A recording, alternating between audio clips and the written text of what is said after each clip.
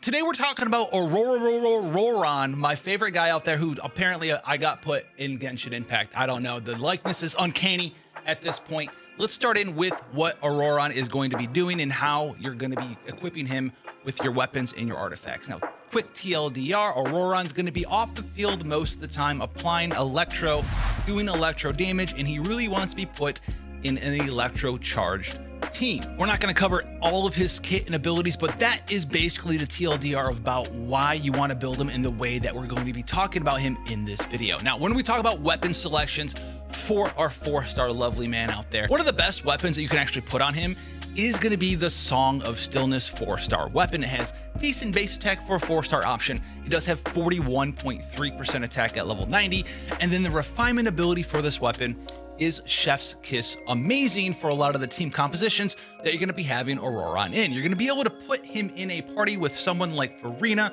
if you want access to that. She's going to be getting healed over time, having damage taken over time. There's a lot of things you could do with him, but look at this refinement rank ability. If you have the ability to constantly heal him in your party, you get this R1 all the way up to R5. You're going to get up to 16 to 32% increased damage for 8 seconds after they are healed. So you don't need to have constant healing on your man, but this is going to help him off of the field and give him a damage percent bonus regardless of where he is. So this is going to be a pretty solid option. Another solid one here is going to be the Alley Hunter.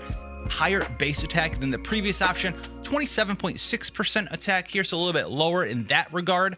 But it also has a very strong refinement ability. And the refinement ability is going to give you a stacking damage increase as long as you're off the field. The refinement rank 1 goes all the way up to 20% increased damage. And if you're on the field for more than 4 seconds, it's going to reset slowly over time. Thankfully, you're not going to really lose any stacks because you're going to sort of swap into him, use a skill, use his burst, swap right back out. He's not an on-field driver, so you're going to be able to maintain that max damage bonus of 20 to 40% based on your refinement rank from Alley Hunter, basically 100% of the time. We also have access to the Chain Breaker, similar stats, exact same stats as Alley Hunter actually. And then this one's going to give you the Flower Feather Song refinement rank ability for every party member from Notlan or who has a different elemental type of the equipped character. It doesn't have to be both, it could be one or the other. So you could have another Electro Notlan character or any character from not Notlan that's a different type. So a Hydro character, a Pyro character, a Cryo character, an Animo character is going to give you a slight increase to your attack percent. You're also going to gain access to some extra elemental mastery, which is going to be helpful with those electro charge reactions you're going to be doing with your boy out there or off the field, not even on the field. The Old Age Stringless is going to be a pretty decent option. It's going to have 510 base attack, a little bit lower. It's going to have some elemental mastery as well, but it's also going to increase the elemental skill and elemental burst damage that you do from R1 all the way up to R5 of 48%. R1's gonna be 24%. This is gonna be something that you might have in your back pocket.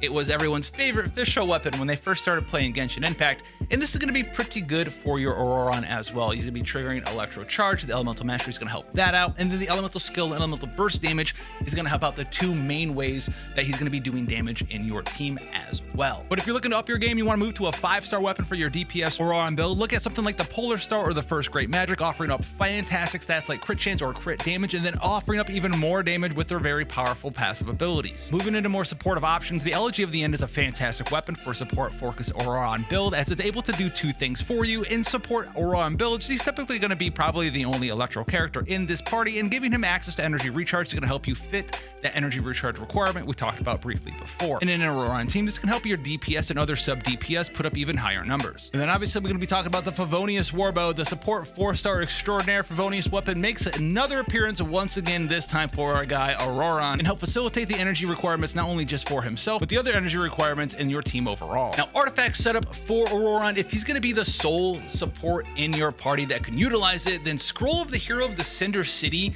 is going to be what you want to put him on. The 2-piece is going to help you regenerate elemental energy for him. It's going to lower the elemental recharge that you need for your elemental burst activations. And then that 4-piece is going to help out a substantial amount of people in your party. It's going to be an electro charge focused team because that's what his kit's revolved around.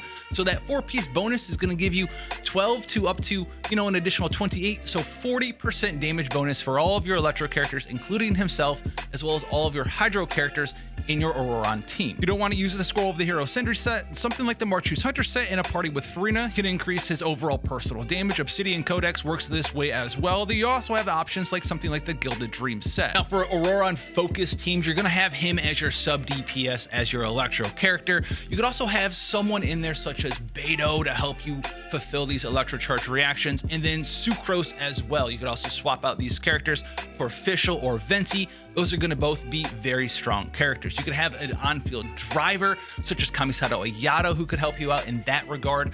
Or even if you're a Kokomi fan, Kokomi's actually going to be pretty good here. She can be your on-field driver. You get some damage bonus from Hero of the Center City set. She's going to be healing for you, applying hydro everywhere. And then while she's out there driving, you're going to have Ororon doing his thing, maybe Fischl or Beto doing that thing.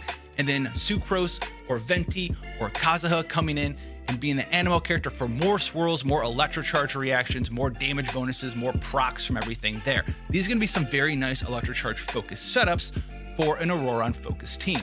And it's not just these characters that you have to put into this team. It's pretty flexible. If you want to use Raiden Shogun as your second electro character, do so. You want to use Chloronide out there, you could put her in there too. Yeah, Chloronide, I called her that. Downvote me. But he can also work in Hyperbloom too. Yeah, he can apply Electro to a lot of things, which is going to be pretty nice for you. And you can use him in combination with someone like Baisu and Xingqiu, as well as Alhaitham as your driver, and do a Hyperbloom team that way. You also have access to throw him into, yes, a Nivelette team. Nivelette, Nahida, Ororon, Farina.